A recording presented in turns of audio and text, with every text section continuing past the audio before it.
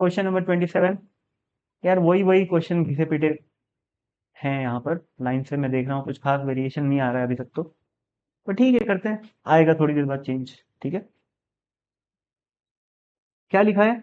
A wheel rotating at a speed of 600 RPM, यानी कि initial angular velocity दे रखी है 600 आरपीएम। अब यूनिट्स चाहे जो भी हो, उसको ऐसा यूनिट में कन्वर्ट तो किया जा सकता है ना, वो कोई दिक्कत नहीं है।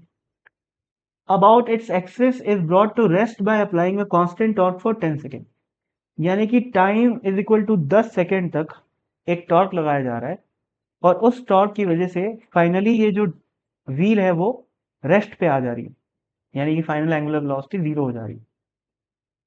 Find the angular D acceleration and the angular velocity 5 second after the application of the torque.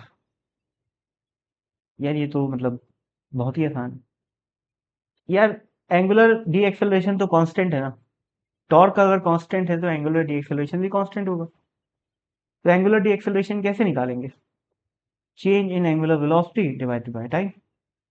ठीक है, तो अपने को इनिशियल पता है, फाइनल पता है और टाइम पता है, तो निकल जाएगा। ठीक है, और ये जो वैल्यू आएगी वो नेगेटिव आएगी। अल्फा की वैल्यू, एंगुलर एक्सेलरेशन की वैल्यू क्या आएगी? नेगेटिव, क्योंकि फाइनली वो रेस्ट पे आ रहा है और शुरू में चल रहा था, तो नेगेटिव आएगी। इसका मतलब क्या है? फिर से वही बात कि angular acceleration is opposite to the initial angular velocity. लेकिन हमको आंसर किस में देना है? हमको आंसर मॉड में देना है। और वैसे यहाँ पर लिख भी रखा है कि what is the angular D acceleration, तो वो तो आंसर पॉजिटिव ही मांग रहा है वो।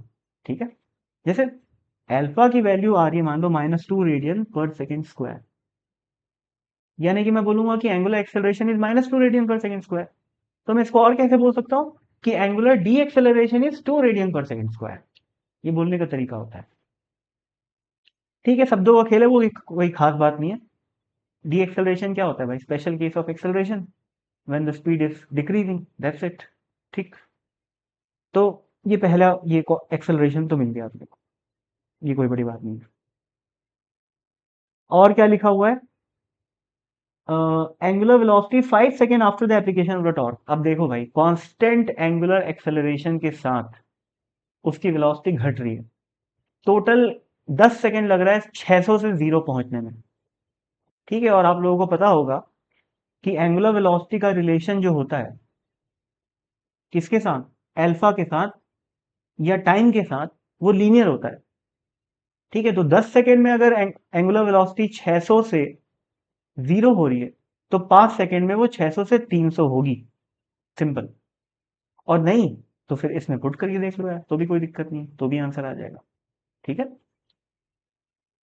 अल्फा की वैल्यू अपन निकाल ही चुके हैं, टाइम की वैल्यू को 5 रख देना, ओमेगा की वैल्यू अननोन है, मतलब t इक्वल टू 5 सेकेंड पे ओमेगा की वैल्यू निकाल दी, और ओमेगा नॉट की वैल्यू 600 है। पुट करोगे तो आंसर 300 ही आ जाएगा, कोई खास बात नहीं है। पर इन सब छुटपुटिया कैलकुलेशन से आगे बढ़ने की जरूरत है अपने को, अपन रोटेशनल वाले चैप्टर में पहुंच गए। इतनी बेसिक बेसिक कैलकुलेशन अगर करते रहोगे तो फिर टाइम कहाँ से बचाओगे भाई? मतलब अभी भी अगर ये कैलकुलेशन करनी पड़ रही है तो फिर क्या पढ़े, इतने इतने सारे 12 10 12 चैप्टर हो गए। है, प्रैक्टिस की जरूरत है फिर, मतलब